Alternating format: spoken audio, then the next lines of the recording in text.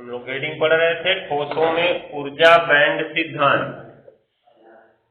उसमें हमने लिखवाया कि चूंकि जब किसी भी ठोस का निर्माण होता है तो उसमें बहुत सारे परमाणु भाग लेते हैं और हम जानते हैं सभी परमाणुओं के पास उपकोष होते हैं 1s 2s 2p 3s 3p dot dot ऐसे होते जाते हैं। तो जब किसी ठोस का निर्माण होता है तो उसमें एक ही परमाणु तो होता नहीं है, बहुत सारे परमाणु होते हैं, गिनना असंभव होता है। तो होता क्या है कि जब ये सभी परमाणु ठोस का निर्माण करने के लिए पास पास आते हैं तो इस सिद्धांत में यह माना गया है कि उनके जो उपकोष अर्थात कक्षक होते हैं वो आपस में अतिव्यापित हो जाते हैं। क्या हो जाते हैं? अतिव्यापित। और जब अतिव्यापित होते हैं तो दूर से देखने पर, या दूर से क्या देखें, हम लोग कहीं से भी देखें समझो वो दूर से ही हमको दिख रहा है, इतना छोटा होता है, ठीक है। तो जब उसको देखा जाता है तो वो एक पट्टी के रूप में दिखने लगते हैं। जो उसके कक्षक होते हैं अतिव्यापित होकर इस प्रकार बन जाते हैं कि किस रूप में दिखते हैं? पट्टी के रूप में दिखते हैं, अर्थात बैंड के रूप में दिखते हैं, जिसे हम बैंड कहते हैं। और इस पूरी प्रक्रिया को हम ऊर्जा बैंड सिद्धांत कहते हैं। तो इसको समझने के लिए हमें पहले एक पदार्थ उठाना होगा, कोई भी। हम चर्चा करते हैं इसकी सोडियम परमाणु। सोडियम का होता है कितना?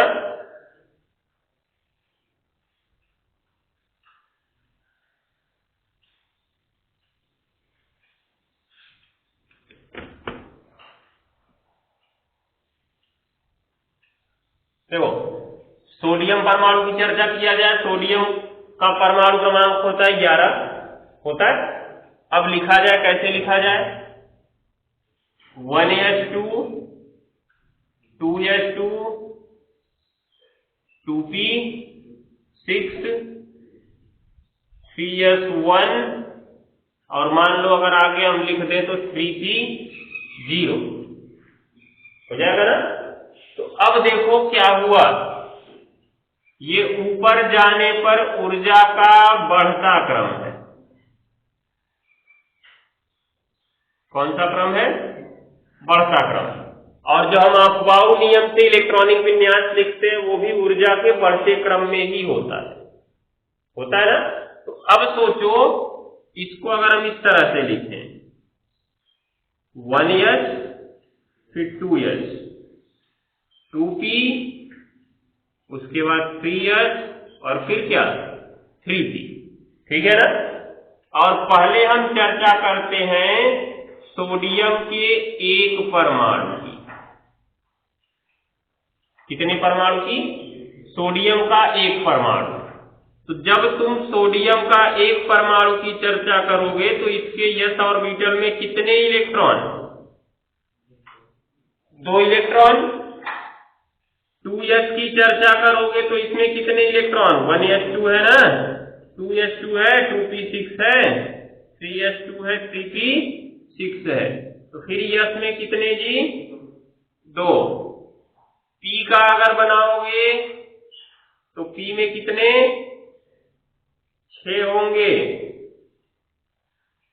यस, इसमें 0 है ना और ये 1 है। और इसमें देखो एक ही है, अभी इसका आधा खाली है, और ये वाला जो है इसमें एक भी नहीं है। देख रहे होंगे, ये तो चर्चा हो गई सोडियम के एक परमाणु की। मतलब जब सोडियम के एक एक परमाणु के कक्षकों को हमने देखा तो वो हमको इस तरह से दिखे। दूसरा, जब हम ले सोडियम का 2 परमाणु, कितना परमाणु? 2 परमाणु।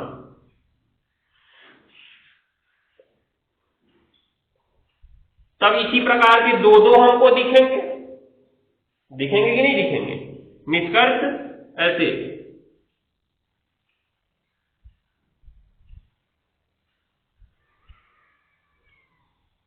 इसमें 2 भरा रहेगा और इसमें भी 2 भरा रहेगा। 2 परमाणु आ गए ना। किसका है ये? 1s2 का है, देख रहे हो। उसके बाद से इसी प्रकार 2s2 का 2 मिलेगा हमें,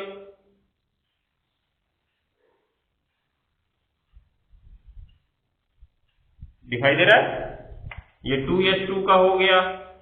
फिर 2p6 का जब देखोगे इसका भी 2 दिखेगा, 1 2 3 4 5 6 इसमें बना, और 1 2 3 4 5 6 इसमें बना, ठीक है। इसी प्रकार तुमको 3s1 के 2 दिखेंगे, इसमें एक ही भरा है, इसका आधा आधा खाली है, दिखाई दे रहा है। उसके बाद से जो 3p है ये पूरी तरह से खाली है, तो ये अभी भी हमको खाली ही दिखेगा, दिखेगा। ये तो 2 परमाणु की चर्चा हो गई। जब ऐसे ऐसे बहुत सारे परमाणु आपस में मिलने लगेंगे तो क्या यहाँ पे हमको अंतर दिखेगा? नहीं दिखेगा। अभी तो एक परमाणु था तो देखो साफ साफ अंतर दिख रहा था ना। 2 परमाणु आए तो देखो दृश्यता कुछ कम हो रही है, क्योंकि पास आएंगे ना, विज्ञापन हो रहा है इनमें। तो इसी प्रकार से जब बहुत सारे परमाणु पास आ जाते हैं तो सोडियम के N परमाणु जब पास आ जाते हैं तब हमें ये अलग अलग न दिखकर एक पूरी ऐसे पट्टी के रूप में दिखने लगते हैं। और ये पूरा भरा हुआ है ना 1s2, इसका मतलब ये पट्टी पूरी काली रहती, क्योंकि एक प्लास्टिक ले लो जिसमें तुम आर पार देख सकते हो, ठीक है। उसको अगर पूरा तुमने कुछ भर दिया, उस पे इलेक्ट्रॉन भरा गया ना, तो मान लो हमने उस पे इलेक्ट्रॉन चिपका दिया, तो क्या प्लास्टिक के आर पार हम देख पाएंगे? नहीं देख पाएंगे। जब तक एक इलेक्ट्रॉन चिपका है, 2 इलेक्ट्रॉन चिपका है, तब तक तो दिख रहा है पार, कुछ तो पार दिखेगा ना, जैसे इसमें अंतर दिख रहा था अभी। लेकिन जब पूरी पन्नी पे हमने इलेक्ट्रॉन चिपका दिया तो क्या आर पार दिखेगा? नहीं दिखेगा। इसलिए हमको एक पूरी पट्टी दिखने लगती है, कि लगता है कि पट्टी ऐसे बनी हुई है, लेकिन वास्तव में पट्टी नहीं होती है, वो इलेक्ट्रॉन के उपकोष ही होते हैं, ठीक है ना। ये ध्यान में रखना। तो ये पूरा भरा हुआ है, इसकी पट्टी दिखने लगी, ये पूरा भरा हुआ है, इसकी पट्टी दिखने लगी। उसके बाद देखो ये भी पूरा भरा हुआ है, इसकी पूरी भरी हुई पट्टी दिखने लगेगी। तुम्हें पूरा काला कर लेना इसको। लेकिन देखो ये वाला जो है पूरा भरा हुआ है क्या? ये पूरा भरा हुआ है? नहीं भरा हुआ है, ये आधा ही भरा हुआ है, इसका आधा ही इसका काला करोगे, क्योंकि 3s में 2 इलेक्ट्रॉन भर सकते हैं, तो आधा ही पेट भरा, इसका आधा ही काला किया जाएगा। उसके बाद जो ऊपर का p ऑर्बिटल होगा ये पूरा का पूरा खाली रहेगा, क्योंकि इसके इलेक्ट्रॉन ही नहीं दिखे हमको, ठीक है ना। तो जिसमें पूरे भरे इलेक्ट्रॉन है उसकी पट्टी पूरी काली होगी, अर्थात उसमें आर पार दिखेगा नहीं, उसका पूरा बैंड पूरा दिखेगा, ठीक है ना। लेकिन जिसमें आधा भरा हुआ है उसका आधा ही बैंड भरा दिखेगा, आधा खाली दिखेगा। जो खाली है वो पूरा खाली दिखेगा, ठीक है। तो इस प्रकार से बैंड का निर्माण होता है, यही है ऊर्जा बैंड। तो ऊर्जा बैंड का निर्माण कैसे हुआ? जब किसी तत्व के कितने परमाणु, n परमाणु, विज्ञान हमको नहीं पता है कितना है, n परमाणु ठोस अवस्था का निर्माण करते हैं, तो उनके जो कक्षक हैं, कक्षक, ठीक है ना, पास आकर एक बैंड के रूप में व्यवस्थित हो जाते हैं, जिसे हम क्या कहते हैं? ऊर्जा बैंड कहते हैं, ठीक है ना। तो ये ध्यान में रखना, ये जैसे जैसे बढ़ता जाएगा दृश्यता घटती जाती है। जब बहुत सारे हो जाते हैं तो ऐसे हमको एक पट्टी दिखने लगती है, जिसे हम बैंड कहते हैं, और यही पूरा ऊर्जा बैंड सिद्धांत है। अब इसमें 3 चीजों को बांटा गया। ये जो बैंड दिख रहा है तुमको 3 प्रकार से दिख रहे हैं, दिख रहे हैं? ये देखो पूरा भरा हुआ है, ये भी भरा हुआ है, भले आधा भरा हुआ है, ये खाली, ठीक है। तो जो अंदर वाले भरे हुए हैं वो तो साधारण बैंड हो गए। संयोजकता किसे कहते हैं तनिक ये बताओ? संयोजकता, कोई भी तत्व अपनी संयोजकता प्रदर्शित करने के लिए किस इलेक्ट्रॉन का प्रयोग करता है? अपने बाहरी कोष के इलेक्ट्रॉन का प्रयोग करता है, अर्थात बाहरी कोष के इलेक्ट्रॉनों को संयोजी इलेक्ट्रॉन कहते हैं ना। तो सोडियम में तुम देखो तो बाहरी कोष क्या है? 3 है ना। इसका मतलब जो 3s वाला है वो क्या होगा? संयोजकता कोष होगा, उसमें इलेक्ट्रॉन संयोजी इलेक्ट्रॉन होगा, और उस संयोजी इलेक्ट्रॉन से बना बैंड क्या कहलाएगा? संयोजकता बैंड कहलाएगा। क्या कहलाएगा? संयोजकता बैंड। ठीक है। अब जब तक ये अपने स्थान पे है तब तक ये चल फिर नहीं सकते हैं, समझ गए? जब ये अपना स्थान छोड़ के हटेंगे तभी इलेक्ट्रॉनों के चलने की संभावना बनती है, क्योंकि सोडियम में इलेक्ट्रॉन कब मिलेंगे? जब सोडियम अपना धनावेश बनाता है। ठीक है। तो क्या होता है कि जब ये इलेक्ट्रॉन ऊपर के खाली वाली जगह में चले जाते हैं तब इनमें चालन शुरू हो जाता है, अर्थात धारा प्रवाह शुरू हो जाता है। तो कुछ निष्कर्ष निकला, ऊपर वाले बैंड को हम कौन सा बैंड कहेंगे? चालन बैंड कहेंगे, क्योंकि वही बैंड चालकता के लिए क्या है? उत्तरदायी है। हो जाएगा। अब सोचो कि यहां पे इलेक्ट्रॉन है, इसको चालन बैंड में जाना है, यहां का इलेक्ट्रॉन है, इसको चालन बैंड में जाना है तो परेशानी होगी। जैसे ही थोड़ा सा ऊर्जा दिखा, इसके ऊपर देखो ये खाली भाग चालन बैंड ही तो दिख रहा है, दिख रहा है नहीं दिख रहा है? जैसे ही तनिक सी ऊर्जा मिली, इलेक्ट्रॉन चालन बैंड में चले गए, धारा प्रवाह शुरू हो गया ना? अभी क्या होता कि इसके और इसके बीच की दूरी ज्यादा हो जाती, अर्थात ये जो भरा हुआ है और ये खाली है, इसके बीच की दूरी ज्यादा कर देते तो क्या इलेक्ट्रॉन उसमें जा पाते? नहीं जा पाते। तब धारा का प्रवाह नहीं होता है, वो हो जाता है अचालक। तो अर्थात अचालक में संयोजकता बैंड और चालन बैंड की दूरी अधिक होती है। ठीक है। अर्धचालक में क्या पढ़ेंगे? अर्धचालक में भी दूर होते हैं, लेकिन उनकी दूरी जो होती है चालक और अचालक के बीच में होती है, इसलिए कहा जाता है उनमें अति अल्प मात्रा में धारा प्रवाह होता है। कल 3 प्रकार तुम लोग यही पढ़े। ठीक है। तो अब लिखना शुरू करो। पहले लिखोगे क्या? पहले चित्र ही बना लो, या तो जैसे लिखो नीचे, जैसे सोडियम परमाणु में, जैसे सोडियम परमाणु में,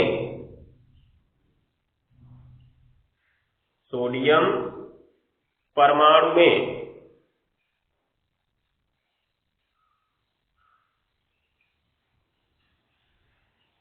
सोडियम परमाणु में हो गया, ऊर्जा बैंडों को निम्न प्रकार समझ सकते हैं। सोडियम परमाणु में ऊर्जा बैंडों को निम्न प्रकार समझ सकते हैं।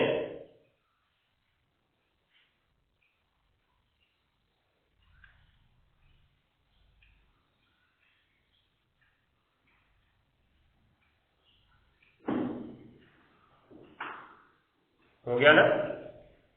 तो ये इस प्रकार से इसको बनाया गया है। देखो, यहां से जो यहां तक है इसे भरा हुआ ऊर्जा बैंड हम कहेंगे, और जो भरा हुआ सबसे ऊपर वाला है इसे ही हम कौन सा बैंड कहेंगे? संयोजकता बैंड कहेंगे। और यहां से यहां तक जितना खाली दिख रहा है इसे हम रिक्त बैंड कहेंगे। इसी रिक्त बैंड को हम क्या कहते हैं? चालन बैंड कहते हैं। ठीक है ना? तो इसको बना लो, उस तरह से लिख लेना है। बनाओ और फटाक से लिखो। पहले एक परमाणु लेके दिखाएगा जिसमें अंतर साफ साफ दिख रहा था, 2 परमाणु लिए दृश्यता थोड़ी कम हुई, और जब कई परमाणु आ गए तो इतने पास पास हो जाते हैं कि अंतर ही नहीं हमें दिखता है, जिससे एक पट्टी दिखने लगती है, जिसे हम क्या कहते हैं? ऊर्जा बैंड कहते हैं। ठीक है, तो लिख सकते हो फटाफट, तब आगे बढ़ते हैं।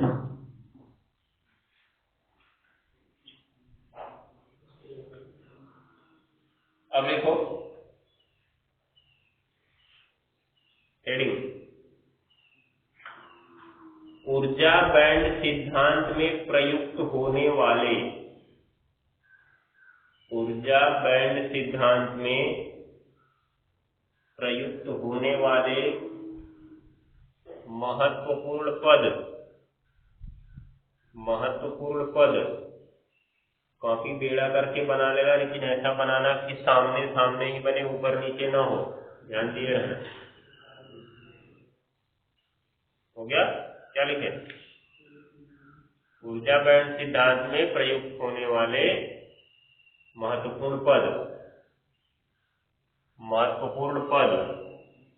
अब देखो, इसमें हमको 3 प्रकार के जो बैंड मिले हैं, भरा हुआ बैंड एक मिला है, फिर जो सबसे ऊपर वाला था उसको संयोजकता कहे, उसके बाद जो खाली वाला उसे हम क्या कहे? रिक्त बैंड या चालन बैंड। तो ये जो अंदर के भरे हुए हैं इनका कोई महत्व ही नहीं है। क्यों? क्योंकि चालकता में ये अपना इलेक्ट्रॉन थोड़ी ना देते हैं। सोडियम में जो चालकता का गुण होता है वो सोडियम के बाहरी कोश के इलेक्ट्रॉन के कारण ही होता है, इनका कोई योगदान नहीं होता है चालन में। इनका कोई योगदान नहीं है तो हमारे लिए महत्वपूर्ण भी नहीं है। महत्वपूर्ण कौन सा है? ये वाला जिसका नाम था संयोजकता बैंड, और उसके बाद इसी के इलेक्ट्रॉन जाएंगे खाली वाले में, तो उसे हम कौन सा बैंड कह रहे हैं? चालन बैंड। तो ये भी इंपॉर्टेंट है। और इसके बीच इनका अंतर कितना है, क्योंकि अंतर कम है तो इलेक्ट्रॉन चले जाएंगे, अंतर ज्यादा है तो नहीं जा पाएंगे, अंतर मध्य में है दोनों के तो कुछ जाएंगे कुछ नहीं जाएंगे, ऐसा होगा ना। वो अंतर भी हमारे लिए आवश्यक है अगर हम चालकता की व्याख्या करना चाहते हैं। तो 3 चीजें यहाँ पे हमको महत्वपूर्ण मिलेंगी, संयोजकता बैंड, चालन बैंड और इनको ऊर्जा अंतर जो मिलेगा। इन दोनों के बीच देखो जो ऊर्जा अंतर है उसका जरूरत पड़ेगी हमें। तो अब पहली हेडिंग लिखो इसमें,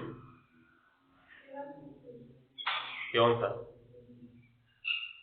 क्या बोले जी? ऊर्जा बैंड सिद्धांत में प्रयुक्त होने वाले महत्वपूर्ण पद। ऊर्जा बैंड सिद्धांत में प्रयुक्त होने वाले महत्वपूर्ण पद। हो गया ना? चलो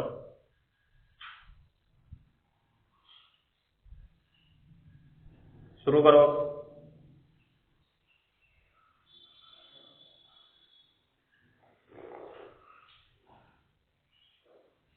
पहली हेडिंग संयोजकता बैंड। संयोजकता बैंड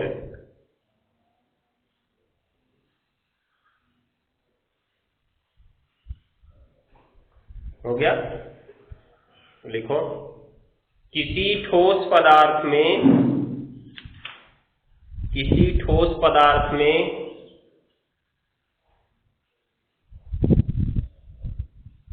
अधिकतम ऊर्जा वाले, किसी ठोस पदार्थ में अधिकतम ऊर्जा वाले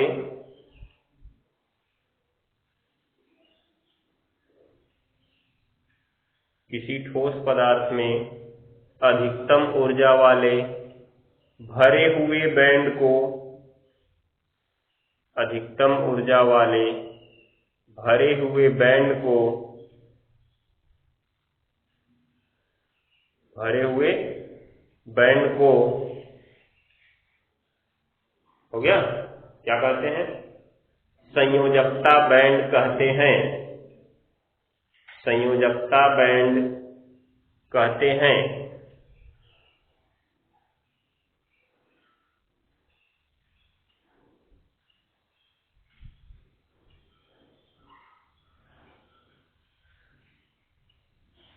हो गया, आगे लिखना। इस बैंड में परमाणुओं के संयोजी इलेक्ट्रॉन, इस बैंड में परमाणुओं के संयोजी इलेक्ट्रॉन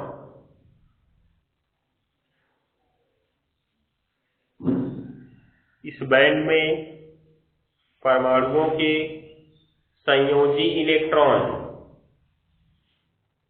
होते हैं।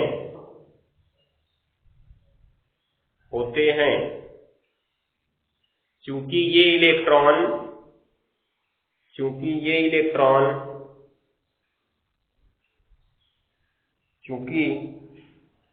इलेक्ट्रॉन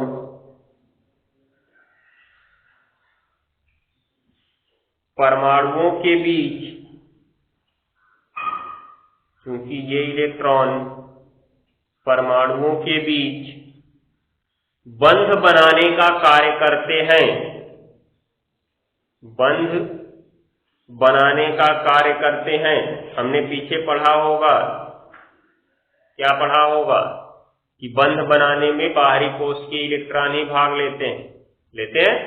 इसीलिए तो इन्हें संयोजी इलेक्ट्रॉन कहा जाता है, क्योंकि संयोजकता में योगदान इन्हीं का होता है। तो अभी तक ये जो इलेक्ट्रॉन है इनका चालन में कोई योगदान नहीं होगा। जब ये चालन बैंड में जाएंगे तभी तो उनका चालन में योगदान होगा। जब तक संयोजकता बैंड में है तब तक चालकता का कोई मतलब नहीं है। ठीक है, तो क्या लिखे? बंध बनाने का कार्य करते हैं, इसलिए इनका चालन में कोई योगदान नहीं होता है। इनका चालन में कोई योगदान नहीं होता है। हो गया? ये ध्यान में रखना, जब तक ये संयोजकता बैंड में है तब तक ये चालन में अपना योगदान नहीं देंगे। जब यहां से निकलेंगे, चालन बैंड में जाएंगे, तभी चालकता में योगदान देंगे अपना। हो गया? आगे लिखो। संयोजकता बैंड की ऊर्जा को EV से प्रदर्शित करते हैं।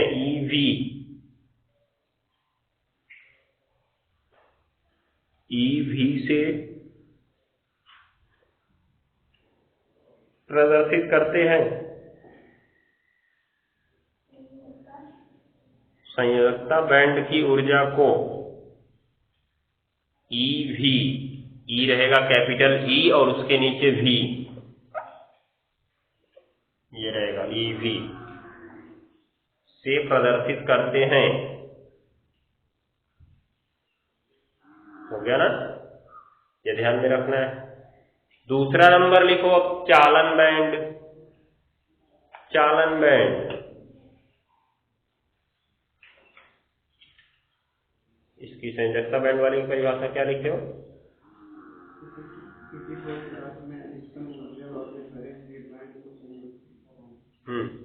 चलो, चालन बैंड।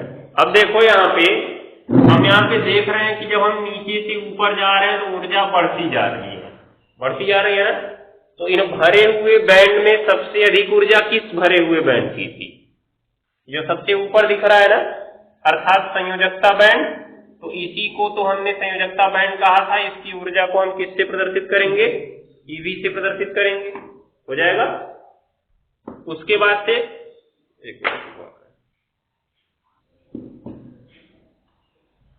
तो कहां तक पहुंचे थे? ये संयोजकता बैंड हमने देखा कि जो भरा हुआ है इसमें सबसे ऊपर वाला, इसकी ऊर्जा सबसे अधिक होगी, क्योंकि नीचे से ऊपर जा रहा है तो ऊर्जा बढ़ रही है। तो इसे हमने संयोजकता बैंड कहा, इसकी ऊर्जा को हमने EV कहा।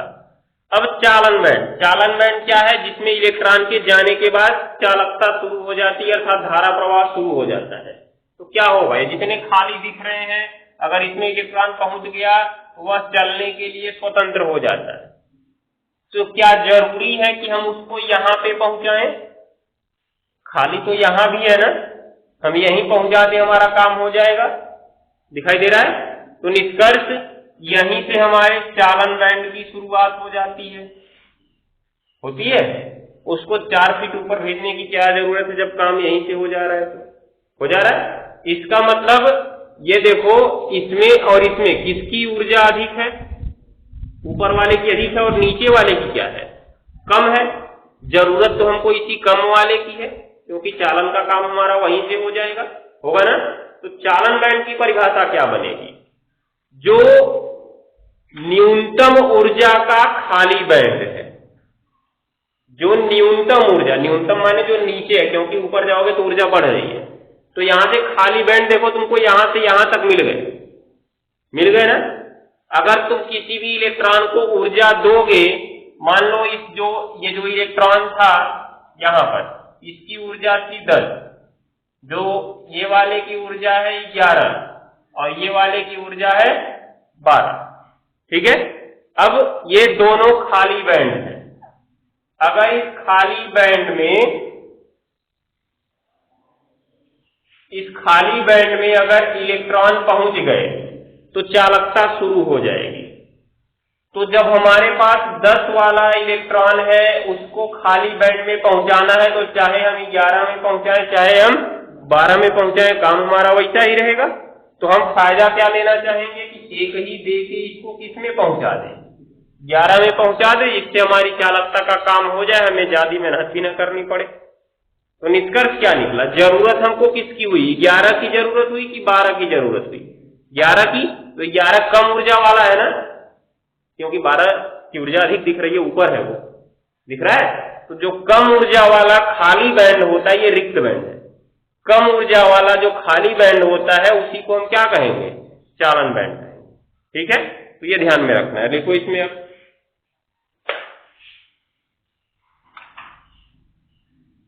कहां तक लिखे, चालन बैंड लिखो।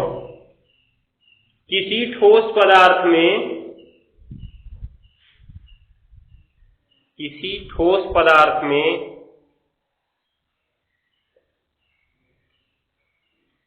सबसे कम ऊर्जा वाले, सबसे कम ऊर्जा वाले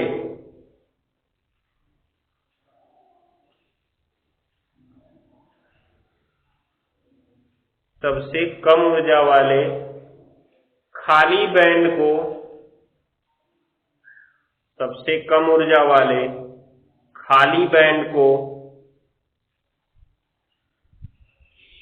खाली बैंड को चालन बैंड कहते हैं, चालन बैंड कहते हैं। हो गया। यह संयोजकता बैंड के ठीक ऊपर होता है, यह संयोजकता बैंड के ठीक ऊपर होता है।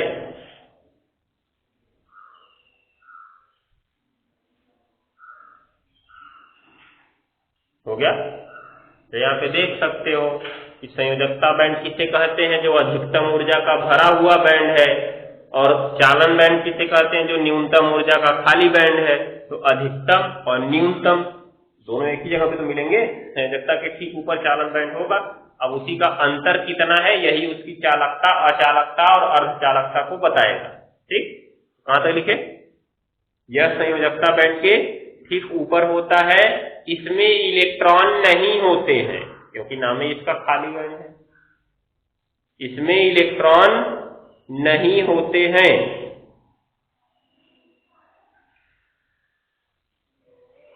हो गया, इसमें इलेक्ट्रॉन नहीं होते हैं, परंतु जब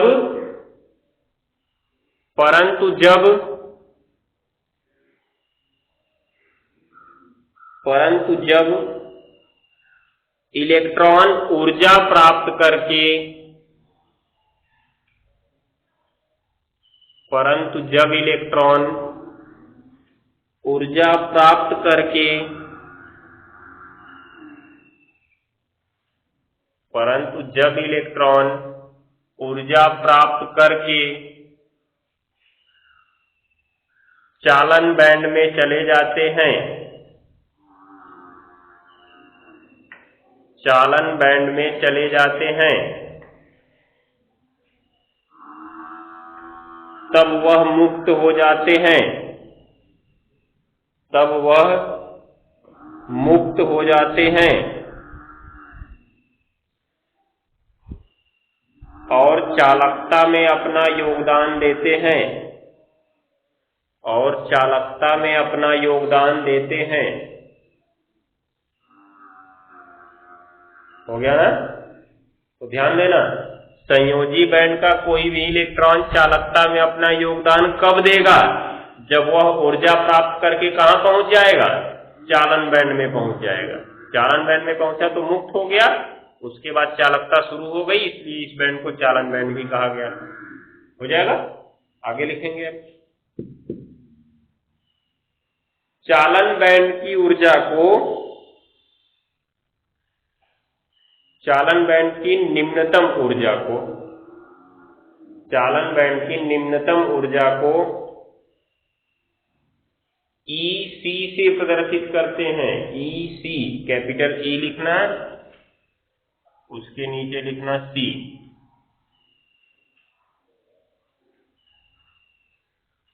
हो गया?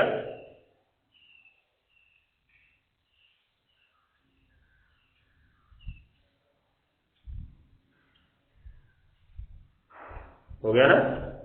बस तीसरा नंबर हेडिंग लिखो। अब क्या है? ऊर्जा अंतराल। ऊर्जा अंतराल। ऊर्जा अंतराल। हो गया? ऊर्जा अंतराल। चलो इसमें लिखो।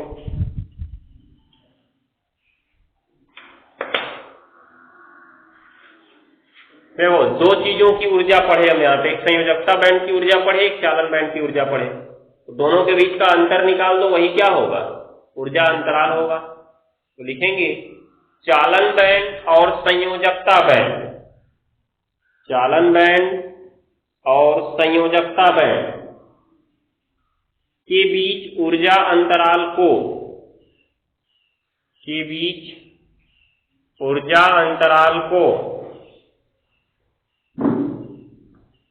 चालन बैंड तथा संयोजकता बैंड के बीच ऊर्जा अंतराल को, के बीच ऊर्जा अंतराल को क्या कहते हैं? ऊर्जा अंतराल कहते हैं।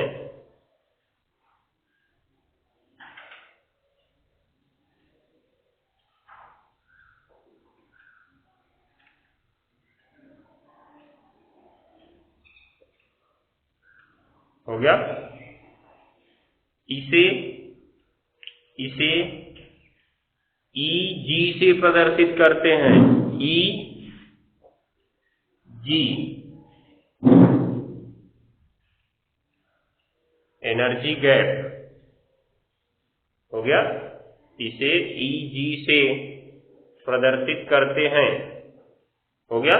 तो अब देखो, जो ई जी था वो किसके किसके अंतर के बराबर होगा? चालन बैंड और संयोजकता बैंड। तो अर्थात जो Eg है वो Ec माइनस Ev के बराबर होगा।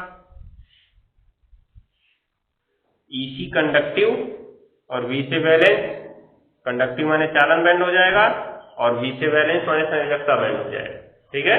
तो चालन बैंड में से संयोजकता बैंड की ऊर्जा को हटा दो, हमको एनर्जी गैप मिल जाएगा, ऊर्जा अंतराल मिल जाएगा। हो जाएगा? तो ये तीन चीजें इंपॉर्टेंट हैं। अब वो दो चीजों का महत्व उतना ज्यादा नहीं रह जाएगा। अब कुल व्याख्या हमारी इसी से होगी, इससे एनर्जी गैप से होगी। ठीक है? एनर्जी गैप अधिक रहेगा तो अचालक, एनर्जी गैप एकदम कम रहेगा तो चालक, एनर्जी गैप बीच में रहेगा तो अर्धचालक। ठीक है? इसी की व्याख्या हमको करनी है, जिसकी व्याख्या हम लोग कल करेंगे। इसको लिख लो, Eg बराबर Ec माइनस Ev।